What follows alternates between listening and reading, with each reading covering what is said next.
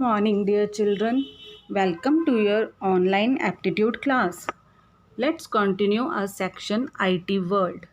Dear children, please open page number 96 of your books and start solving the questions. Yes, dear children. Question number 23rd is, which of the following can be digital input devices for computers? Computers के लिए इनमें से कौन कौन से input devices हैं? Digital camcorder, yes. Camera है, photo click करके आप कंप्यूटर में एंटर कर सकते हैं. Microphone, it records voice.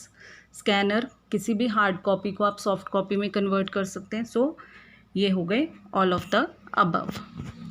Next question, dash is a process of searching bugs in softwares. Bugs means errors. Okay, errors को सर्च करना, ढूंढना, ये कौन से मेथड से होता है? It is called debugging. This process is called debugging.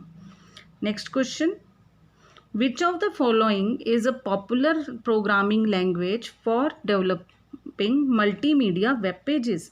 Multimedia web pages बनाने के लिए बच्चे जावा का यूज़ किया जाता है. Okay, we use Java for developing multimedia web pages. Now next question,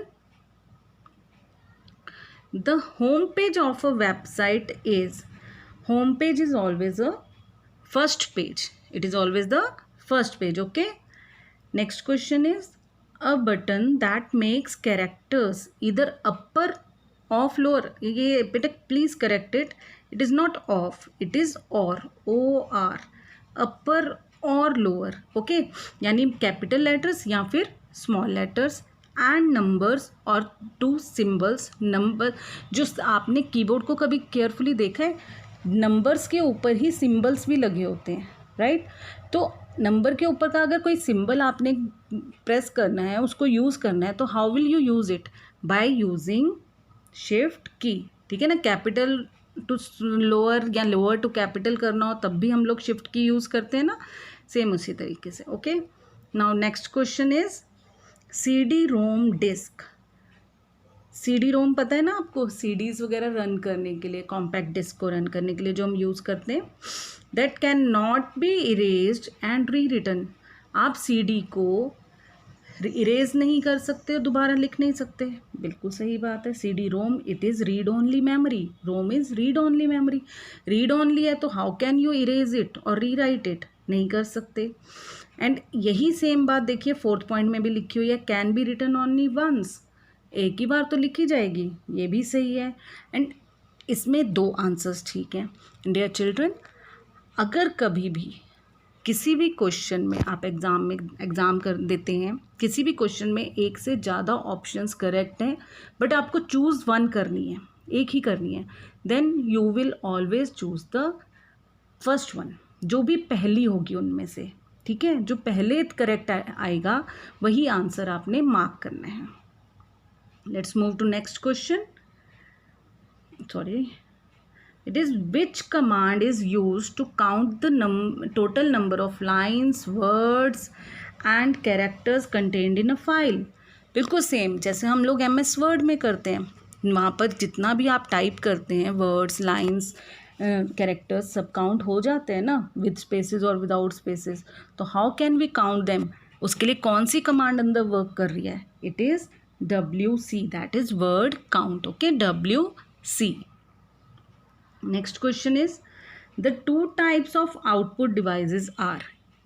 From these four options you have to choose the two output devices, and these are monitor and printer.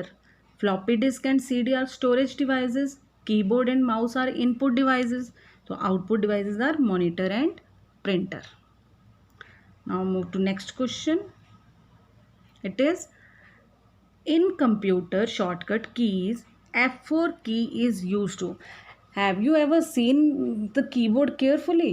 वहाँ पर कितनी function keys हैं? How many function keys are there on a keyboard? Exactly, these are 12 keys, right? तो उसमें से F4 की को आप किस लिए यूज़ करते हैं? It is use to display the address bar list in file explorer. जब आप माई कंप्यूटर में जाकर, लाइब्रेरी में जाकर फाइल्स ओपन करते हैं ना अपनी, वहाँ जो ऊपर एड्रेस बार में जहाँ पाथ लिखा हुआ आ रहा होता है उसको एक्सेस करने के लिए F4 की प्रेस की जाती है। ओके, तो अब देखते हैं यहाँ पर यह ऑप्शन गिवन है या नहीं है। Options are display the items in active list, wrong. Display help, absolutely wrong. Display system properties, ये भी रॉन्ग है। तो इसमें क्या आएगा, none of this, because it display the address bar list in file explorer. I repeat, it F4 key displays the address bar list in File Explorer. Now move to next question. That is, the information is stored on a computer as. Yes, information on computer पर information कैसे store होती है? It's digital device ना, so digital data is stored. Now next question is, RAM is dash and dash. What is RAM? It is random access memory, right? Randomly access कर सकते हैं हम इसको, तो randomly है तो, और ये कैसी होती है, जब भी आप लाइट बंद करते हैं या कंप्यूटर बंद करते हैं तो ये सारा डाटा लॉस्ट हो जाता है ना इसमें से, तो it is temporary and volatile. Okay, it is temporary and volatile. Now next question is, a series of instructions that tells a computer what to do and how to do.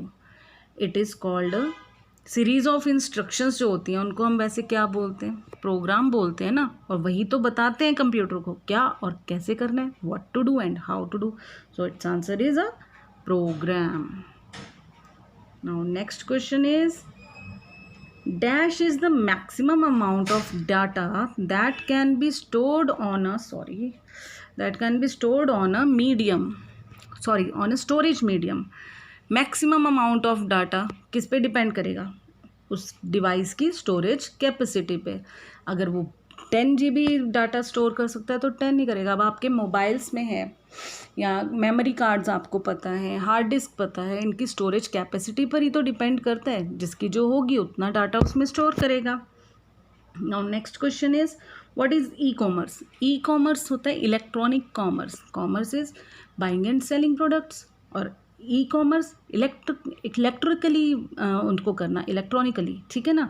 तो ये क्या हो गया, buying and selling products and services on the internet, electronic device पर. Okay, now next question is, hard copy of a document is. There are two types of copies, soft copy and hard copy. Soft copy is stored on CD, stored in floppy, stored on in hard disk, जिसको आप monitor पर देखते हैं, right, screen पर देख रहे हैं, that is soft copy. But hard copy is always printed on a printer. जो भी आपकी प्रिंटेड कॉपी होगी that is hard copy. Okay, like your book. Next question is, where is RAM located? RAM is random access memory and it is located in motherboard. और motherboard में कहाँ होती है बेटे, expansion slots में. उसमें बहुत सारे expansion slots लगे होते हैं जिनमें आप RAM को लगा देते हैं. Okay, now next question is, what does BIOS stand for? BIOS is called BIOS. BIOS stands for basic input and output system.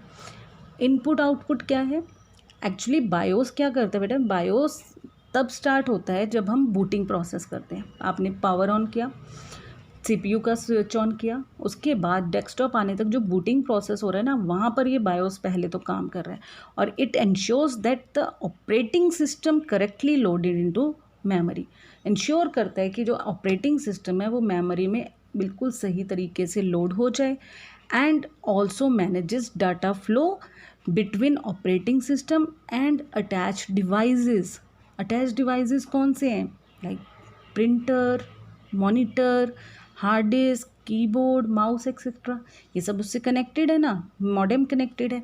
तो ये सारी चीज़ें ठीक से ऑपरेटिंग सिस्टम के साथ कनेक्ट हो और डाटा फ्लो हो सके इधर से उधर, उसको भी यही इंश्योर करता है. तो BIOS is very important firmware for the program for the computer. Okay, now next question is, the two kinds of main memory are, main memory is RAM and ROM. Next question, just a minute, it is, The box that contains the central electronic components of the computer is called. जो भी electronic components हैं computer के, central electronic यानी CPU, motherboard, ये सब जो हैं, hard disk वगैरह है, CD रोम है, ये कहाँ होते हैं? They are in system unit. Okay. So dear children, today's class is over. We will meet in the next class. Till then, take care. Have a nice day.